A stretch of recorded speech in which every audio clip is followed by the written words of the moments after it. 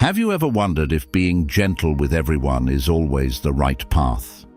In a world where kindness, compassion, and understanding are often celebrated as the highest virtues, it may feel unsettling to imagine that gentleness alone is not enough.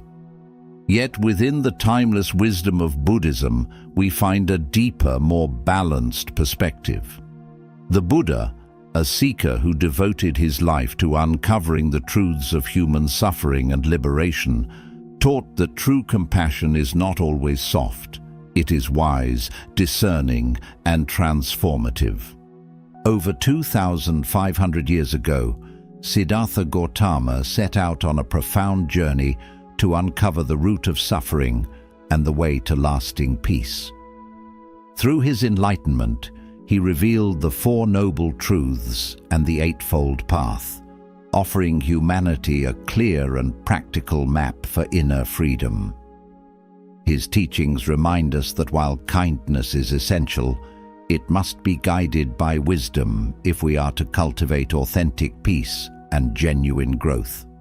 In this reflection, we will explore why Buddhism encourages us to go beyond mere gentleness, embracing a more complete understanding of compassion that nurtures both ourselves and those around us. Understanding the Four Noble Truths. The Four Noble Truths are the heart of the Buddha's teaching. They are not abstract ideas, but a practical guide for understanding life's difficulties and discovering a path toward freedom and peace. Let us gently explore each truth and reflect on its timeless relevance. The first noble truth, the truth of suffering, dukkha. Buddha began with a simple yet profound observation. Life involves suffering. This suffering is not limited to physical pain. It also includes emotional restlessness, dissatisfaction, and the subtle sense that something is always missing. By acknowledging suffering instead of avoiding it, we open the door to wisdom. Recognizing its presence allows us to face life honestly and with compassion, both for ourselves and others. The second noble truth, the truth of the cause of suffering, samudaya. Buddha explained that the root of suffering lies in craving and attachment. We cling to pleasure, resist discomfort, and constantly chase after things we believe will make us whole. Yet this endless grasping only deepens our unrest. Sometimes, even being overly accommodating or seeking everyone's approval can be a form of attachment. True freedom comes not from pleasing others, but from letting go of clinging and cultivating balance in the heart. The third noble truth, the truth of the cessation of suffering, nirodha. There is hope. The Buddha assures us that suffering can cease. When we release attachment and craving, the restless cycle quiets and peace naturally arises. This cessation is not an escape from life, but a deeper way of living, free from the chains of constant wanting. It is a reminder that liberation is possible here and now, in the very midst of daily life. The fourth noble truth, the truth of the path to the cessation of suffering, magga. The Buddha offered a clear path to freedom, the Noble Eightfold Path. It is a gentle but disciplined way of living that cultivates wisdom, ethical conduct, and mindful awareness. Right view and right intention guide our understanding. Right speech, right action, and right livelihood shape our conduct. Right effort, right mindfulness, and right concentration strengthen our inner clarity. Together, these principles form a path of balance, not extreme gentleness nor harshness, but wisdom guided by compassion. Walking this path, we learn to live with understanding, courage, and a peace that does not depend on circumstances. Walking the middle way. The middle way is one of the most essential teachings of the Buddha. It is the path of balance, guiding us to avoid extremes and live with wisdom and clarity. Before his enlightenment, the Buddha experienced both sides of life, first as a prince surrounded by luxury, and later as an ascetic practicing severe self-denial. Neither indulgence nor hardship brought peace. True awakening came only when he discovered the middle way, a balanced path that nurtures both body and mind without clinging to extremes. In daily life, the middle way reminds us to meet others with compassion, yet also with discernment. To be endlessly gentle may allow harmful patterns to continue. To be overly harsh may bring unnecessary pain. The middle way teaches us to respond with wisdom, offering kindness while also setting clear boundaries. It is a path of harmony, where compassion and clarity walk together, leading us closer to peace and freedom. Compassion and the wisdom of boundaries. In Buddhist practice, compassion is a guiding light. Yet, compassion is often misunderstood. True compassion does not mean tolerating harm, nor does it require us to sacrifice our well-being for the comfort of others. Instead, the Buddha taught that genuine compassion arises from wisdom. It is the ability to see clearly the roots of suffering and respond in a way that helps bring freedom, not by enabling harmful patterns, but by guiding others and ourselves toward healing. This distinction between compassion and enabling is vital. To enable is to allow harmful behavior to continue unchecked, often out of fear, attachment, or a desire to avoid conflict. Compassion, however, looks deeper. It seeks to alleviate suffering at its cause, even when that requires difficult truths or firm boundaries. The Buddha illustrated this principle through the parable of the raft. In the story, a traveler builds a raft to cross a dangerous river. Once safely on the far shore, he recognizes the raft's value, but he does not carry it with him. The raft served its purpose, and now it can be left behind. In the same way, Buddhist teachings themselves are not meant to be clung to. They are skillful means, tools for crossing the river of suffering and ignorance. Once they have served their purpose, we let them go. Our approach to compassion can be understood in the same light. At times, gentleness is the raft. It supports, soothes, and guides others through their struggles. But if we cling to gentleness in every situation, it may become a burden, preventing growth or allowing harm. In those moments, wisdom asks us to set aside excessive softness and act with discernment. This is not a rejection of compassion, but its truest expression. Compassion guided by wisdom knows when to comfort and when to challenge, when to yield and when to stand firm. By balancing kindness with clarity, we honor both our own well-being and the path of those around us. In this balance, compassion is no longer enabling. It becomes a powerful force for genuine freedom and peace. Living the middle path.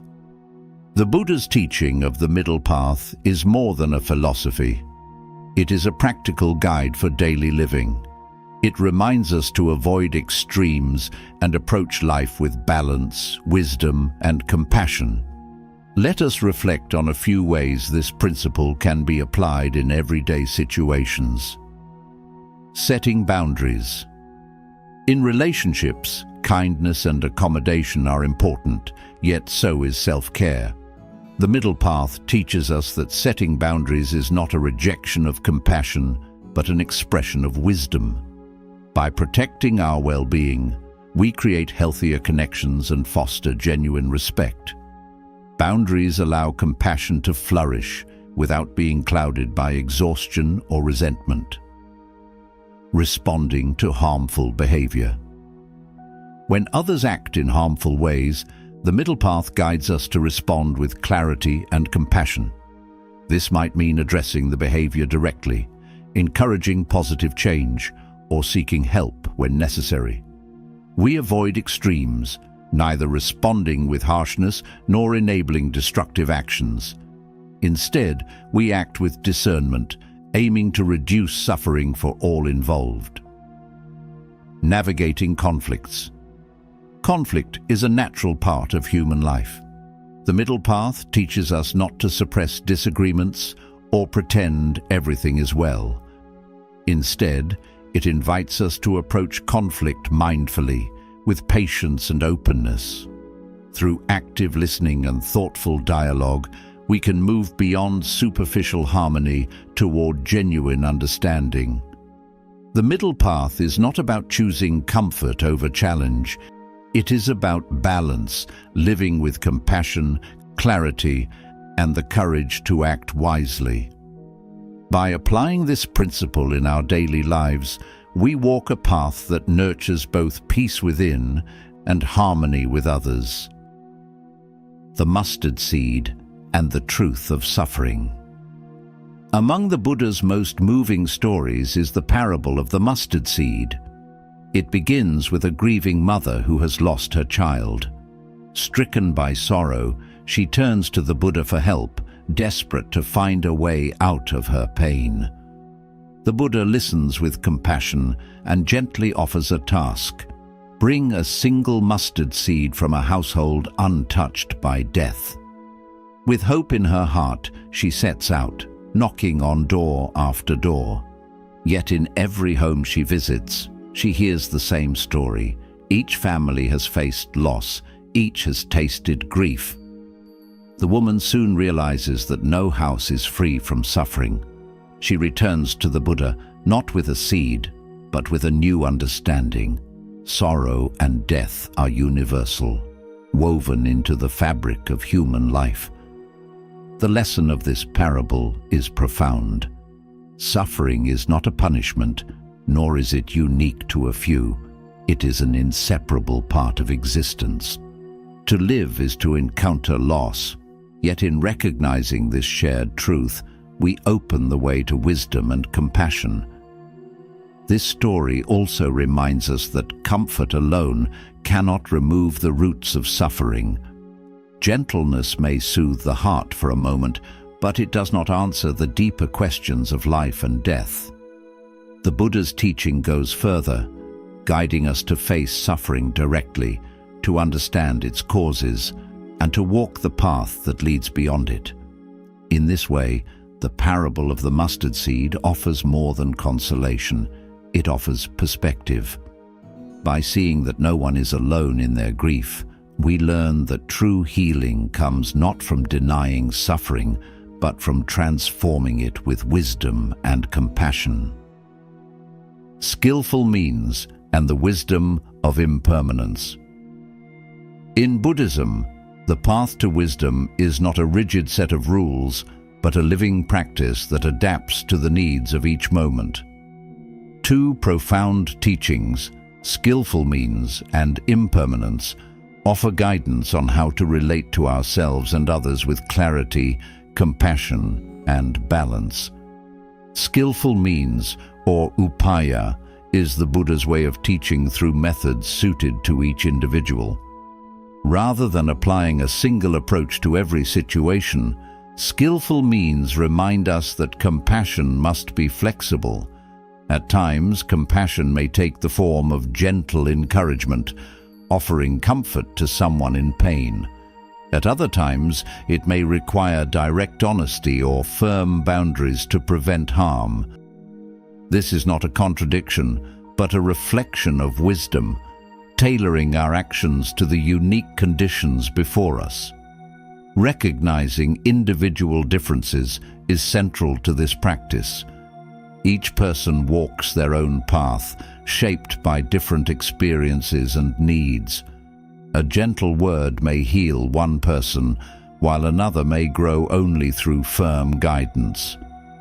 By listening deeply and practicing empathy, we learn how to respond in ways that truly support growth without losing sight of our own well-being.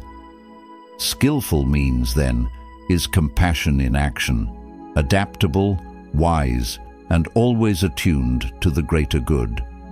Alongside skillful means is the teaching of impermanence, the understanding that all things, our emotions, relationships, and even our struggles, are constantly changing. Emotions rise and fall like waves.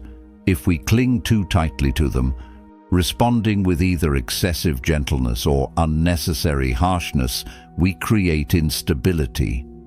Seeing emotions as impermanent allows us to meet them with balance and equanimity. The same is true for relationships. Even the most cherished connections evolve with time. People change, circumstances shift, and no relationship remains exactly as it once was. By embracing impermanence, we learn to appreciate each moment of connection fully while preparing our hearts for the natural flow of change. Impermanence also teaches us the art of letting go. To cling rigidly to being gentle in every situation or harsh in every situation is to resist the truth of change. Instead, we can approach life with openness and adaptability, meeting each moment as it is, not as we wish it to be. Together, skillful means and impermanence guide us to live wisely, compassionate yet discerning, appreciative yet unattached, fully present yet free. Mindfulness and the practice of self-compassion.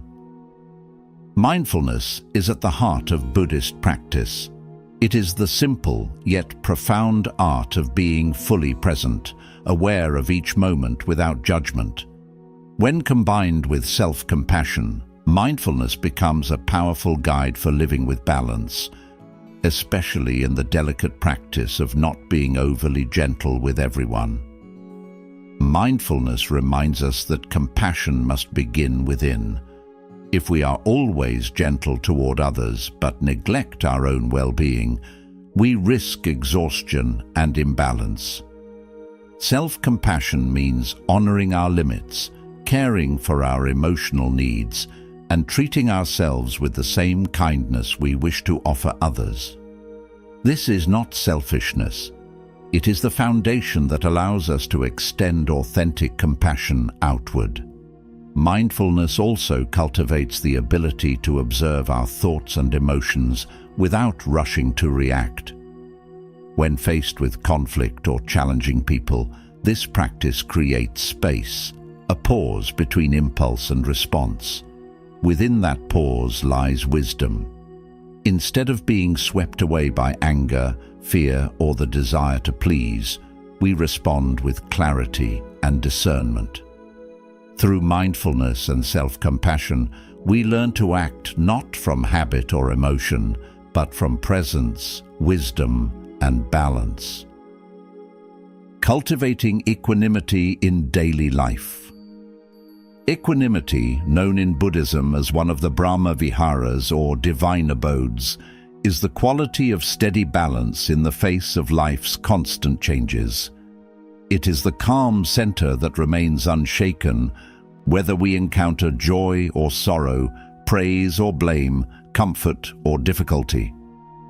To cultivate equanimity is to nurture a mind that does not cling to highs or resist lows, but instead rests in clarity and peace. In the context of not being gentle with everyone, equanimity becomes especially important. It does not mean withdrawing into indifference, nor does it call for harshness. Instead, equanimity allows us to stay compassionate while also discerning. With this balance, we can offer kindness without enabling harm and firmness without anger. It is the spacious wisdom that guides us to respond, not react. Equanimity also deepens our understanding of true compassion. Real compassion is not limited to soft words or accommodating gestures. It is rooted in the desire to genuinely support the well-being of all beings. Sometimes that support takes the form of gentleness, and other times it requires setting boundaries or speaking difficult truths. By walking the middle way with equanimity, we honor the timeless wisdom of the Buddha. We learn to hold both gentleness and discernment in harmony, creating a compassion that is steady, transformative, and enduring. May we cultivate this balance in our hearts, and through it bring greater peace to ourselves and to the world. As we reflect on the Buddha's timeless teachings, we see that true compassion is not always soft. It is wise, discerning, and balanced. Being gentle with everyone may feel virtuous, but genuine peace arises when kindness is guided by clarity, mindfulness, and the courage to set boundaries.